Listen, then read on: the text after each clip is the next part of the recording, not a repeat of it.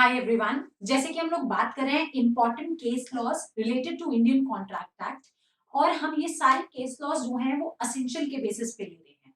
Last video में मैंने आपको बताया था कि intention to create legal obligation के ऊपर कौन कौन से मेजर केस लॉज हैं। अगर आपने वो नहीं देखे हैं तो प्लीज वीडियो जरूर देख लीजिएगा। और उससे पहले वाली वीडियो में मैंने आपको बताया था कि इंडियन कॉन्ट्रैक्ट एक्ट 1872 के जो 75 सेक्शंस हैं वो कैसे याद किए जाते हैं। अगर आपने वो वीडियो भी नहीं देखी है तो वो भी आप लोग प्लीज देख लीजिएगा। Okay, so let's start second essential which is communication of offer. As I have clearly told you कि ऑफर जो होता है वो सबसे पहली शुरुआत की जाती है। अगर आप सेक्शन 2 सब क्लॉज ए पढ़ते हैं Indian Contract act bare act का, तो उसमें साफ साफ कहा है that A which is interpretation clause section 2 sub clause A सबसे पहले ही बात करता है ऑफर की। तो आज की वीडियो में मैं आपको केस लॉस के साथ साथ टाइप्स ऑफ ऑफर भी कवर करा दूंगी। अगर आपको टाइप्स ऑफ ऑफर और डिटेल में जानने हैं तो एक और वीडियो मैंने डाला हुआ है जिसमें प्रॉपर टाइप्स ऑफ ऑफर बहुत शॉर्ट में बताया है, तो उसका भी लिंक ऊपर आप चेक कर पा रहे होंगे, तो आप वहां से वो लिंक भी देख सकते हैं। सो स्टार्ट करते हैं। जब कभी कम्युनिकेशन ऑफ ऑफर की बात की जाती है तो किस किस तरीके के इंपॉर्टेंट केस लॉज हैं जिनसे हिस्ट्री क्रिएट हुई है, which are very very important with respect to the examination. The first very important case law is Lalman Shukla versus Gauri Dutt. I am very sure आपने ये नाम पक्का सुना होगा, ये केस लॉ पक्का सुना होगा। ये केस है जनरल ऑफर के ऊपर बेस। जनरल ऑफर का कॉन्सेप्ट क्या होता है कि पार्टी ए जनरली किसी को भी ऑफर कर सकती है कि कोई भी यदि ऐसा करेगा कोई भी इसको एक्सेप्ट कर सकता है। This is the general offer public at large, जो ऑफर पब्लिक एट लार्ज को दिया जाता है। तो इस केस में क्या हुआ था ललमन शुक्ला और गौरी दत्त के केस में कि गौरी दत्त है, उनका एक नेफ्यू खो गया था। ठीक है, उनका नेफ्यू खो गया तो उन्होंने काफी लोगों को बोला मेरा नेफ्यू खो गया, मेरा नेफ्यू खो गया, मेरे नेफ्यू का पता लगाओ, मगर नेफ्यू कहीं मिला नहीं। उन्होंने अपने नौकर जो कि ललमन शुक्ला है उसको भी कहा कि जाओ तुम जरा बाबा को देख कर आओ, बाबा कहाँ गए हैं, खो गए हैं, ढूंढ के लाओ। इसी दौरान गौरी दत्त ने एक एडवर्टाइजमेंट निकलवाया, एक इश्तिहार निकलवाया जिसमें उन्होंने कहा कि जो कोई भी मेरे नेफ्यू को ढूंढेगा उसको मैं 500 रुपए का इनाम दूंगी, 499 रुपीज का इनाम दूंगी। ठीक है, अब ललमन शुक्ला को इस बारे में कुछ पता नहीं था। ललमन शुक्ला ढूंढने गए हुए थे, उनको नेफ्यू मिल गया, उन्होंने लाके नेफ्यू को गौरी दत्त को सौंप दिया, बात खत्म हो गई। एक हफ्ते बाद ललमन शुक्ला को इस बारे में पता चला दैट गौरी दत्त ने ऐसा एक एडवर्टाइजमेंट निकलवाया था जिसमें कहा था कि जो कोई भी ढूंढेगा उसको 500 रुपए मिलेंगे, और ढूंढा तो मैंने है, मुझे तो 500 रुपए नहीं मिले। तो इस बात पे उन्होंने गौरी दत्त से क्लेम करा अपना रिवॉर्ड। गौरी दत्त ने मना कर दिया, तो ये केस आ गया ललमन शुक्ला वर्सेस गौरी दत्त का। इसमें ये बात कही कोर्ट ने कि अगर आपको कोई भी कॉन्ट्रैक्ट बनाना है, ध्यान से समझिएगा इस बात को, अगर ये बात आपको समझ आ गई तो आपको सारे केसेस अच्छे से समझ आ जाएंगे। अगर आपको कोई भी कॉन्ट्रैक्ट बनाना है तो आपको ऑफर प्लस एक्सेप्टेंस करना पड़ेगा। ठीक है, मतलब आप किसी भी चीज को एक्सेप्ट तब करोगे जब आपको वो ऑफर दी जाएगा। सब क्लॉज ए में ऑफर की बात की गई है, सेक्शन 2 सब क्लॉज ए और सेक्शन 2 सब क्लॉज बी में एक्सेप्टेंस की बात की गई है। यहाँ पर ललमन शुक्ला जो है जिसने उस कॉन्ट्रैक्ट को एक्सेप्ट कर लिया विदाउट नोइंग द ऑफर, उसके पास तो उसको तो पता ही नहीं था ना कि ऐसा कोई एडवर्टाइजमेंट निकला है। तो जब तक आपको ऑफर की इंफॉर्मेशन ही नहीं है तो आप एक्सेप्टेंस कैसे कर सकते हो? जब तक आपको पता ही नहीं है कि यहाँ पे कोई ऑफर है तो आप एक्सेप्टेंस कैसे कर सकते हो? Hence this can not form a contract. तो ललमन शुक्ला को उसका रिवॉर्ड नहीं मिला। ठीक है, आगे बढ़ते हैं। इसी का ही एक सिमिलर केस है। सिमिलर केस में क्या हुआ था, ये केस है विलियम्स वर्सेस कार्डोमाइन का। क्या केस में हुआ था? विलियम वर्सेस कार्बोनाइन केस के अंदर फैक्ट समझिए पहले इस केस के, उसके बाद हम अच्छे से देखते हैं। Sorry, yes, so this was the case. अब ये जो है ये एक मिस्टर कार्बोडाइन है, इनका एक भाई था mister water, mister Walter कार्बोडाइन।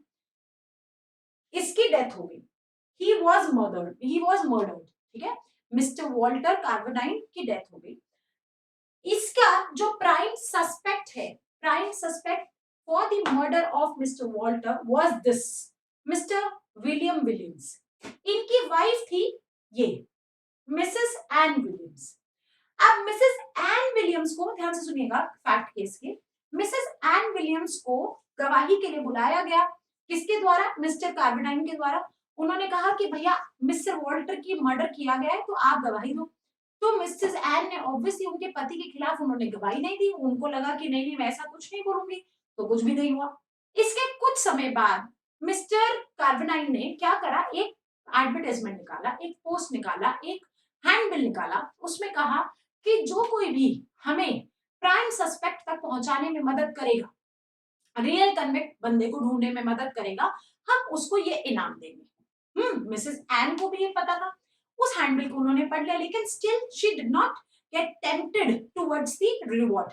What happened, इसी बीच में इन दोनों के बीच बहुत झगड़ा हुआ और मिस्टर विलियम ने बहुत बुरे तरीके से मिसेस एन को मारा, बहुत ज्यादा उनको मतलब बहुत, she was already half dead.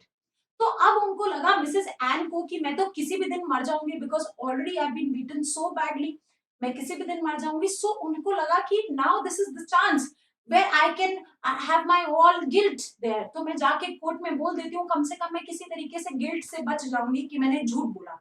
तो ये कोर्ट में जाके इन्होंने अपने हस्बैंड के खिलाफ गवाही दे दी और उनके हस्बैंड को सजा होगी। He was convicted for the murder of mister Walter. Now बात आई उस बिल की जिसके पीछे हम ये सारा केस पढ़ रहे हैं, उस हैंड बिल की उस पर रिवॉर्ड लिखा था। तो अब जिस गवाही की वजह से मिसेस एन ने अपने हस्बैंड को कन्विक्शन मिला, उन्होंने उस रिवॉर्ड को क्लेम करा। किससे? इनसे, मिस्टर कार्बेनाइन से। उनसे कहा कि आपने हैंड बिल निकाला था और कहा था मुझे रिवॉर्ड दो। तो इस बात पे डिफेंस लिया गया कि आप, हालांकि आपको पहले ऑफर पता था, आपको एक्सेप्टेंस भी पता था, मगर आपका कोई इंटेंशन जो था वो रिवॉर्ड का तो था नहीं। आपने तो सिर्फ अपने गिल्ट को हटाने के लिए आपने गवाही दी। Then how can you claim that? Then court said that it is irrespective of the fact कि उनका इंटेंशन क्या था। उनका इंटेंशन चाहे कुछ भी था, but still she is eligible to have the reward, because उन्हीं की वजह से ये हुआ। और not like Lalman Shukla versus Gauridhar, इनको पहले से पता था, ऑफर पहले से नोन था कि ऐसा कोई रिवॉर्ड है इस चीज के ऊपर, तो of course she can accept it. Okay, clear हो गया केस बिल्कुल अच्छे से? यहां से आप पढ़ भी सकते हो। इशू ये था कि क्या विलियम को, could William claim the reward for the evidence? Decision claim allowed. Clear? Okay, आगे देखते हैं तीसरा केस। ये भी case I am very sure आपने सुना होगा, जनरल ऑफर का ही है, which is called Carlill versus carbolic smoke ball company. इस केस में क्या हुआ था कि एक कार्बोलिक स्मोक बॉल कंपनी है जिन्होंने अपना एक न्यूज़पेपर में अगेन एडवर्टाइजमेंट दिया। जैसे कि कुछ एडवर्टाइजमेंट ऐसे निकलते हैं ना, आपने सुना होगा कि गोरे हो जाओ वरना पैसे वापस पाओ टाइप्स। तो इन्होंने एक एडवर्टाइजमेंट दिया जिस एडवर्टाइजमेंट में लिखा था कि हमारे जो इन्फ्लुएंजा एक एपिडेमिक चल रहा है, उस समय की बात है, तो इन्फ्लुएंजा के लिए हमने एक गैस बॉल्स बनाई है। ठीक है, गैस बॉल्स कुछ ऐसे होती थी, उसको इनहेल करना पड़ता था। It used to be like a pump. If you can see clearly in the picture, it is like this.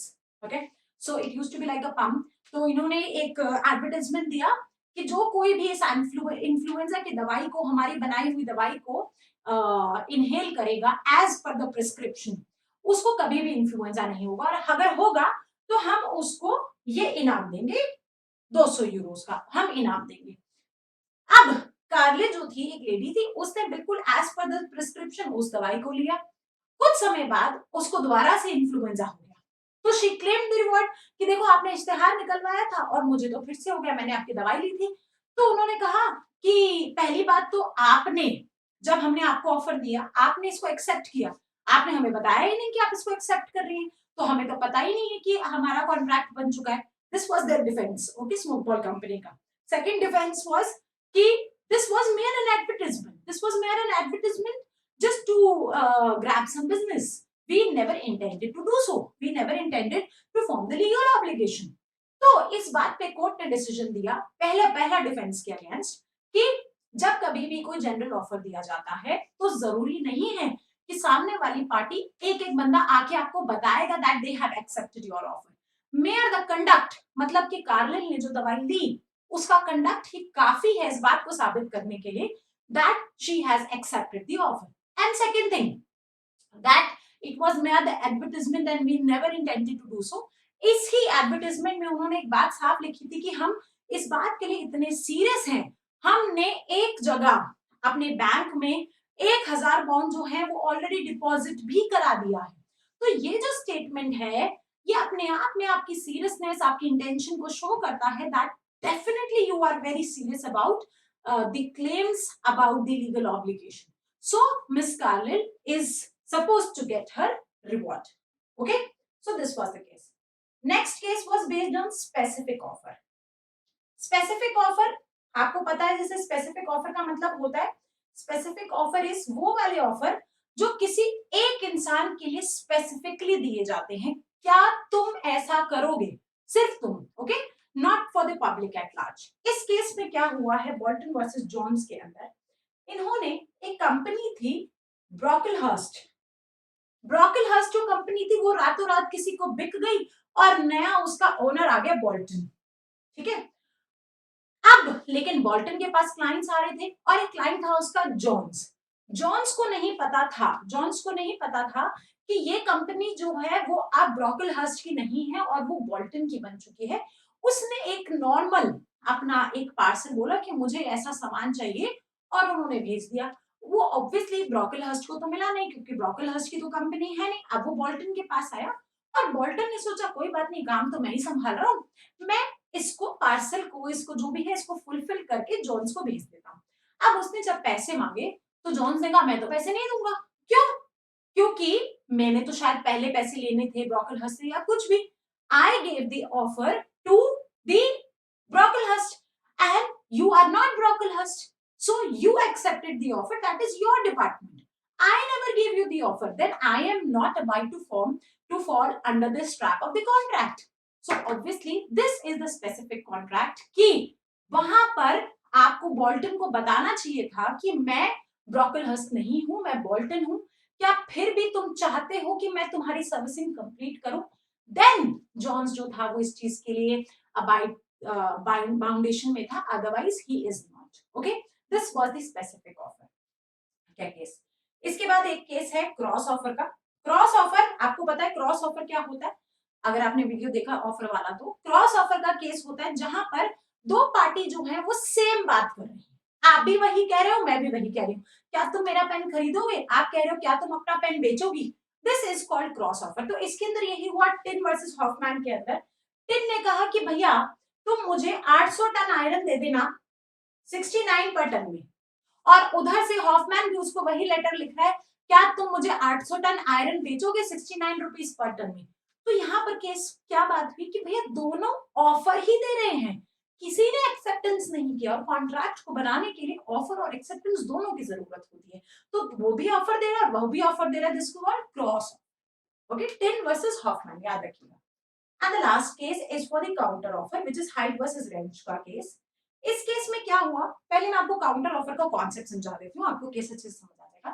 Counter offer का मतलब क्या होता है कि फॉर एग्जांपल आज आपने मुझे कोई ऑफर दिया, आपने मुझे कहा कि क्या आप मुझे अपना ये मग 5000 रुपए में बेचोगे।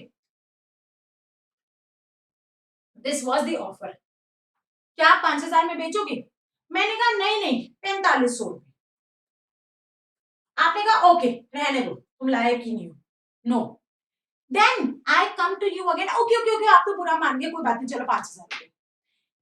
now the department is yours, now the discretion is yours कि आप वो 5000 रुपए में बेचना चाहते हो या नहीं। इसका मतलब ये है कि जैसे ही एक ऑफर के बदले नया ऑफर दे दिया जाता है तो पुराना ऑफर लैप्स हो जाता है, पुराना ऑफर एग्जिस्ट नहीं करता। This is called counter offer. इसी केस में भी यही हुआ था कि हाइड और रेच के केस के अंदर रेच जो है उन्होंने अपना फार्म हाउस सेल करने के लिए हाइड को ऑफर दिया, पहले 1200 पाउंड्स का, उसने मना कर दिया।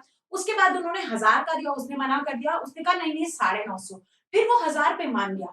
देन ही सेड कि नहीं भैया मैं नहीं बेच रहा तेरे को। देन रेंच हाइड ने बोला कि क्यों, 1000 तो तुमने ही ऑफर किया था और मैं उसी पे मान रहा हूँ, तो तुम मुझे मना नहीं कर सकते, मैं एक्सेप्ट कर रहा हूँ। तो मिस्टर रेंच ने कहा कि तुम एक्सेप्ट नहीं कर रहे हो, बल्कि ये काउंटर ऑफर था. Now it is me who should accept और रिजेक्ट द ऑफर, बिकॉज जैसे ही तुमने मुझे काउंटर ऑफर दिया, मेरा ऑफर जो कि 1000 रुपए का था इनिशियली, वो ऑटोमेटिकली लैप्स हो गया है. सो these are the cases based on the acceptance and the offer. So I hope कि आपको बहुत इजी लग रहे होंगे. ये केसेस के नाम लिख लीजिए, केसेस के बारे में पढ़ लीजिए. मैं ऐसी कुछ शॉर्ट वीडियोस बना रही हूँ ताकि आपको सारा कॉन्ट्रैक्ट, बेसिक कॉन्ट्रैक्ट, उसके बाद सेक्शंस कैसे याद करने और उनके केस लॉस सब अच्छे से याद हो जाए. अगर आपको वीडियो पसंद आ रही है तो कमेंट करके बता दो. चलो बाय, थैंक यू.